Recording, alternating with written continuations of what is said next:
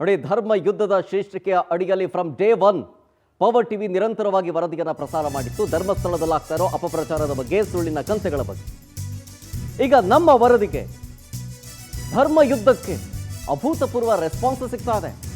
ಧರ್ಮಸ್ಥಳದ ವಿರುದ್ಧ ಅಪಪ್ರಚಾರ ಆಗ್ತಾ ಇರೋ ವಿಚಾರ ಸಂಬಂಧ ಬಿಜೆಪಿ ಒಂದ್ ಕಡೆ ರಣಕಹಳೆಯನ್ನೇ ಮೊಳಗಿಸಿದಂತೆ ಧರ್ಮಸ್ಥಳದಲ್ಲಿ ಬಿಜೆಪಿಯಿಂದ ಧರ್ಮ ರಕ್ಷಣಾ ಸಮಾವೇಶ ನಡೀತಾ ಇದೆ. ಧರ್ಮಸ್ಥಳದಿಂದ ಸಮಾವೇಶದ ಸ್ಥಳದವರೆಗೂ ಕೂಡ ಬೃಹತ್ ರ್ಯಾಲಿಯನ್ನ ಮಾಡಲಾಗ್ತಾ ಇದೆ. ಧರ್ಮದ ಉಳಿವಿಗಾಗಿ ಕೇಸರಿ ಪಡೆ ಧರ್ಮ ರಕ್ಷಣಾ ಸಮಾವೇಶವನ್ನ ಹಮ್ಮಿಕೊಂಡಿದೆ. ಈ ಸಮಾವೇಶದಲ್ಲಿ ಘಟಾನುಘಟಿಯ ಬಿಜೆಪಿ ನಾಯಕರು ಭಾಗಿಯಾಗ್ತಾ ಇದ್ದಾರೆ. ಅಲ್ಲಿ ಮಳೆ ಬರ್ತಾ ಇದೆ. ಮಳೆಯ ನಡುವೆಯೂ ಕೂಡ ಬಿಜೆಪಿ ನಾಯಕರು ಸಾಗಿದ್ದಾರೆ ಬೃಹತ್ ರ್ಯಾಲಿ ಮಾಡುವ ಮೂಲಕ. ಇನ್ನೇನು ಸಮಾವೇಶದ ಸ್ಥಳಕ್ಕೆ ಬರ್ತಾರೆ ಘಟಾನುಘಟಿ ನಾಯಕರು. ಧರ್ಮಸ್ಥಳದ ವಿರುದ್ಧ ಆಗ್ತಾ ಇರೋ ಅಪಪ್ರಚಾರದ ಬಗ್ಗೆ ಬಿಜೆಪಿ ನಾಯಕರು ಮಾತಾಡ್ತಾರೆ. ಸದ್ಯ ರ್ಯಾಲಿ ಮಾಡ್ತಾ ಇರೋ ಸಂಬಂಧ ವಿಡಿಯೋ ಗಮನಿಸ್ತಾ ಇದ್ದೀರಿ. ಧರ್ಮಸ್ಥಳದಲ್ಲಿ ಪಾದಯಾತ್ರೆಯನ್ನು ಹಮ್ಮಿಕೊಂಡಿರೋದು, ಅಂದರೆ ಒಂದು ಚಿಕ್ಕ ರ್ಯಾಲಿ ಹಮ್ಮಿಕೊಂಡಿರೋದು. ಧರ್ಮಸ್ಥಳದ ಎಂಟ್ರಿಯಿಂದ ಸಮಾವೇಶ ನಡೆಯುವಂಥ ಸ್ಥಳದವರೆಗೂ ಕೂಡ ರ್ಯಾಲಿಯನ್ನು ಮಾಡಲಾಗಿದೆ. ಆ ರ್ಯಾಲಿಯಲ್ಲಿ ಸಾವಿರಾರು ಜನ ಭಾಗಿಯಾಗಿದ್ದಾರೆ. ಇನ್ನು ಸ್ವಲ್ಪತ್ರಲ್ಲೇ ಸಮಾವೇಶ ನಡೆಯುವಂಥ ಸ್ಥಳಕ್ಕೆ ಹೋಗ್ತಾರೆ ಬಿಜೆಪಿಯ ಘಟಾನುಘಟಿ ನಾಯಕರು.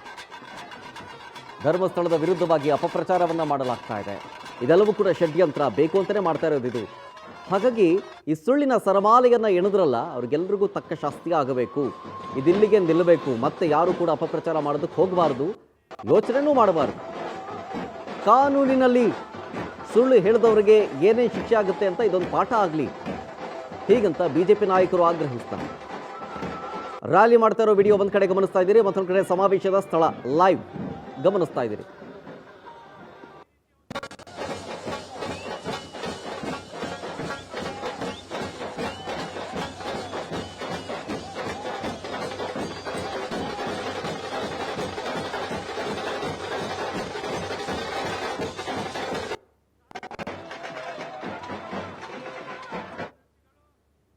ಈ ಒಂದು ಕಾರ್ಯಕ್ರಮವನ್ನು ಧರ್ಮಸ್ಥಳ ಚಲೋ ಕಾರ್ಯಕ್ರಮವನ್ನು ಸಂಘಟನೆ ಮಾಡುವಂತಹ ಕರೆಯನ್ನು ಕೊಟ್ಟು ಇವತ್ತು ಸಹಸ್ರ ಸಂಖ್ಯೆಯಲ್ಲಿ ಕರ್ನಾಟಕದ ಎಲ್ಲ ತಾಲೂಕು ಕೇಂದ್ರಗಳಿಂದ ಈ ಧರ್ಮಸ್ಥಳದ ಈ ಪುಣ್ಯ ಭೂಮಿಯಲ್ಲಿ ಈ ಹೋರಾಟದ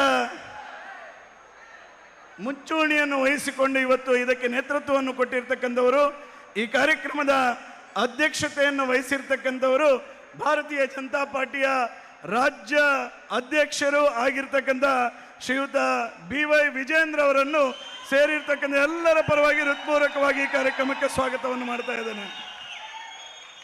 ಈ ಕಾರ್ಯಕ್ರಮದಲ್ಲಿ ಉಪಸ್ಥಿತರಿರ್ತಕ್ಕಂಥ ವಿಧಾನಸಭೆಯ ವಿಪಕ್ಷದ ನಾಯಕರು, ವಿಧಾನಸಭೆಯಲ್ಲೂ ಧರ್ಮಸ್ಥಳದ ಈ ಒಂದು ಪುಣ್ಯ ಮಣ್ಣಿನ ರಕ್ಷಣೆಗೋಸ್ಕರ ಧ್ವನಿಯನ್ನು ಎತ್ತಿರ್ತಕ್ಕಂಥ ನಮ್ಮೆಲ್ಲರ ವಿಪಕ್ಷ ನಾಯಕರಾಗಿರ್ತಕ್ಕಂಥ R ಅಶೋಕ್ ಅವರನ್ನು ಸಹ ಎಲ್ಲರ ಪರವಾಗಿ ಹೃತ್ಪೂರ್ವಕವಾಗಿ ಈ ಕಾರ್ಯಕ್ರಮಕ್ಕೆ ಸ್ವಾಗತವನ್ನು ಮಾಡ್ತೇನೆ. ಅದೇ ರೀತಿ ವಿಧಾನ ಪರಿಷತ್ತಿನ ವಿಪಕ್ಷ ನಾಯಕರು, ನಮ್ಮೆಲ್ಲರ ನೇತಾರರು ಆಗಿರ್ತಕ್ಕಂಥ ಛಲವಾದಿ ನಾರಾಯಣ ಸ್ವಾಮಿ ಅವರನ್ನು ಈ ಕಾರ್ಯಕ್ರಮಕ್ಕೆ ಹೃತ್ಪೂರ್ವಕವಾಗಿ ಈ ಕಾರ್ಯಕ್ರಮಕ್ಕೆ ಸ್ವಾಗತವನ್ನು ಮಾಡ್ತಾ ಇದ್ದೇನೆ. ಅದೇ ರೀತಿ ಈ ಕಾರ್ಯಕ್ರಮದಲ್ಲಿ ಉಪಸ್ಥಿತರಿರ್ತಕ್ಕಂಥ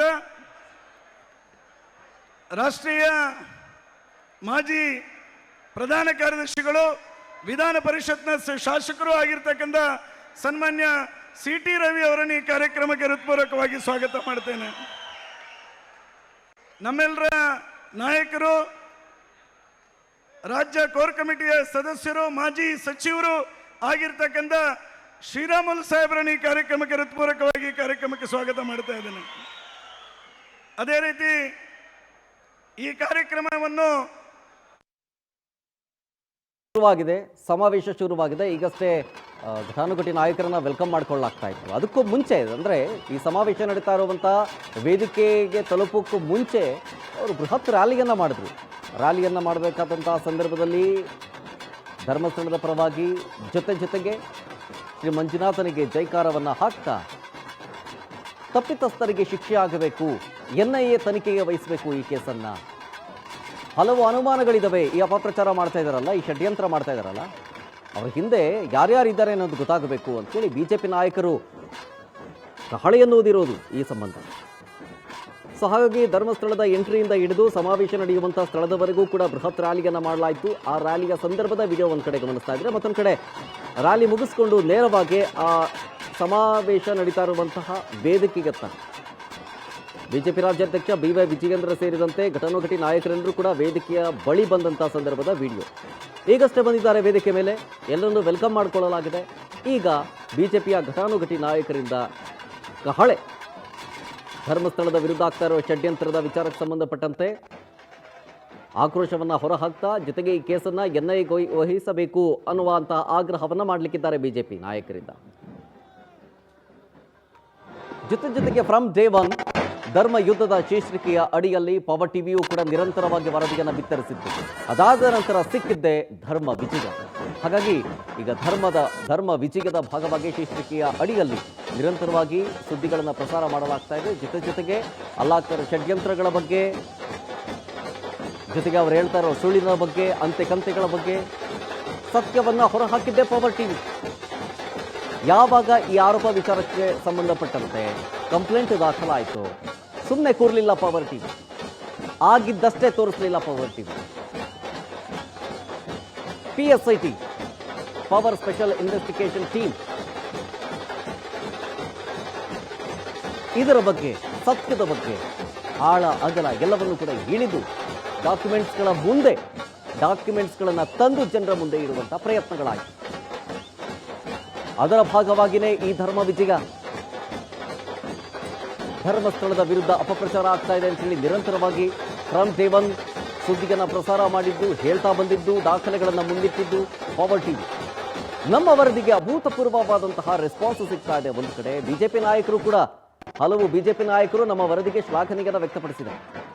ವಿಪಕ್ಷ ನಾಯಕರಾದಂತಹ R ಅಶೋಕ್ ಅವರಿಂದ ಹಿಡಿದು ಬಿಜೆಪಿಯ ಹಲವು ಘಟಾನುಘಟಿ ನಾಯಕರು ರಿಯಾಕ್ಷನ್ ಅನ್ನು ಕೊಟ್ಟಿದ್ದಾರೆ. ಅದು ಒಂದು ಕಡೆ. ಮತ್ತೊಂದು ಕಡೆ ಶ್ರೀ ಕ್ಷೇತ್ರ ಧರ್ಮಸ್ಥಳದಲ್ಲಿ ಬಿಜೆಪಿ ರ್ಯಾಲಿಯನ್ನು ಮಾಡೋದರ ಜೊತೆಗೆ ಸಮಾವೇಶವನ್ನು ಕೂಡ ಮಾಡ್ತಾ ಇದ್ದಾರೆ.